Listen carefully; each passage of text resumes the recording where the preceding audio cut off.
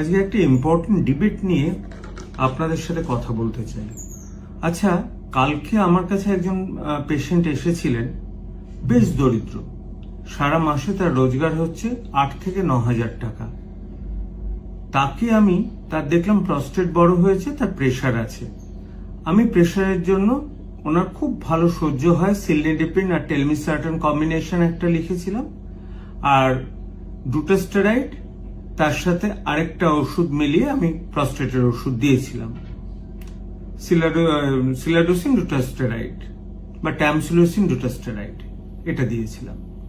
তো উনি না প্রধানমন্ত্রীর যে ওষুধগুলো পাওয়া যায় জনঔষধি থেকে, উনি ওষুধের স্ট্রিপ নিয়ে আমায় দেখালেন।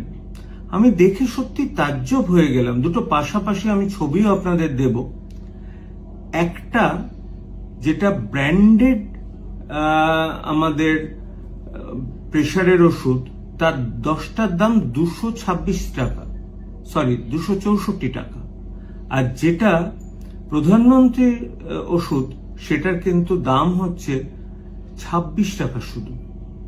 তার মানে একটা 2.5 টাকা দাম, একটা 26 টাকা দাম।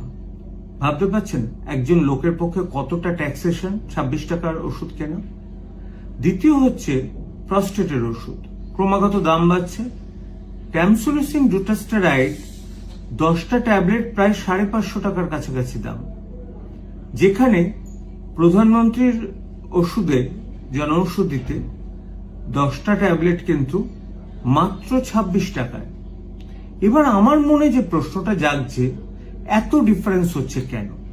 কোথায় আমাদের ওষুধ কোম্পানি কি মানে প্রচন্ড তারা লাভ করার জন্য এত দাম বাড়িয়ে রেখেছে, না সরকার এটাকে ভর্তুকি দিচ্ছে যাতে লোকে কম পয়সায় পায়?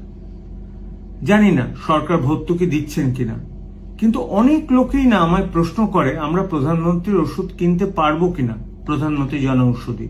ওটার কিন্তু ভীষণ চাহিদা, লোকের ঘরে ঘরে এখন এটাই প্রশ্ন করে আমাকে। ডাক্তার হিসেবে আমাদের অসহায়তা কি জানেন? আমরা তো জেনেরিক নামে লিখে দিলাম, আমি বলে দিই আপনি যেখান থেকে পারুন কিনুন। এবার ওষুধে কাজ করবে কি করবে না, একটা ওষুধ কেন 26 টাকা হবে, একটা কেন 2.5 টাকা হবে, একটা ওষুধ কেন 50 টাকা হবে, তার বদলে একটা ওষুধ কেন 2.5 টাকা হবে, এটা আমার কাছেও ক্লিয়ার না। এটা একমাত্র সরকারই ক্লিয়ার করতে পারে। কিভাবে? দুটো ভাবে।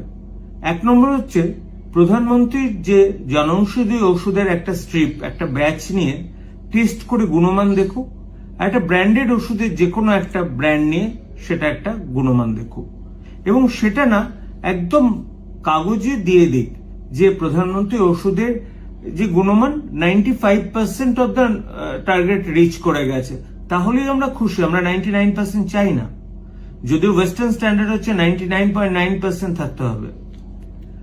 আর দ্বিতীয় হচ্ছে কেস কন্ট্রোল স্টাডি, অর্থাৎ একটা গ্রুপ অফ পপুলেশন, তারা প্রধানমন্ত্রী ওষুধ খেলেন আর গ্রুপ অফ পপুলেশন ব্র্যান্ডেড ওষুধ খেলেন, তাহলে দেখা যাবে কার কোনটাতে ভালো কাজ হয়।